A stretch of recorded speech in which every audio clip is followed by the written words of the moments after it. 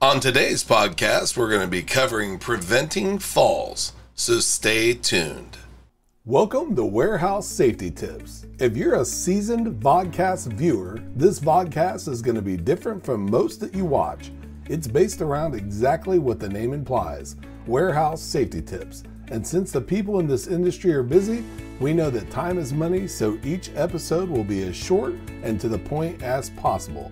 And now, with all that out of the way, let's get to the vodcast. It's fall. We love the season, but we do not like the action. Slip and fall prevention isn't a new topic to this podcast. We've covered it before. We're going to cover it today. When winter arrives in areas that get snow and ice, we'll talk about it more, and I'll keep on talking about it after that. Do you see a trend here? It's just that important. We aren't naive and we fully realize some accidents just happen. But notice we said prevention. When it comes to safety, anything that we can do to prevent things before they happen, we're going to harp on it over and over again. In previous podcasts, we mentioned that emergency room visits exceed 8 million per year due to falls. Now, although we hope it's not, that number is probably much higher now.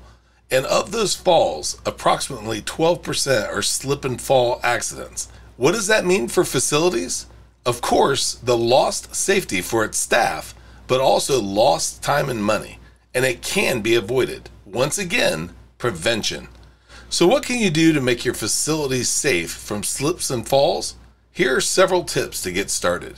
If you're in an area with regular rain, snow, and/or ice, stamp and wipe your shoes or boots off at entrances. Have mats and/or fans at entrances and areas that get slick. Make sure there are floor markings and/or floor signs alerting staff that areas are slick. Use floor markings and/or signs with non-slip properties. Have maintenance regularly mop slick areas.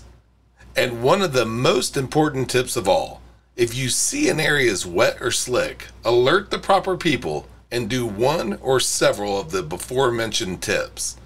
By taking extra time at the moment, we'll save lots of time and money in the future, and most importantly, make our facilities and staff safe. Before moving on, here's a word from one of our sponsors. If you've ever been to or worked in a warehouse, you know just how important safety is to both management and staff. It's almost impossible to go 10 steps without seeing safety tape, angles, signs, and/or safety products. It's these items that show us how to be safe and avoid danger in the workplace. And if you're looking for the best products to make this happen, look no further than Mighty Line. Mighty Line floor signs and floor markings offer the best industrial products out there. We're proud to have Mighty Line as the official floor sign and floor marking company for the Warehouse Safety Tips podcast and site. Go to mightylinetape.com/safety tips to request a sample pack of their incredible safety signs and floor markings. We hope you enjoyed this episode of Warehouse Safety Tips. If you visit warehousesafetytips.com, you'll find the show notes for this episode and access to all of our blog posts, previous podcasts, advertiser information, and much more. Thank you for listening to Warehouse Safety Tips and have a safe day.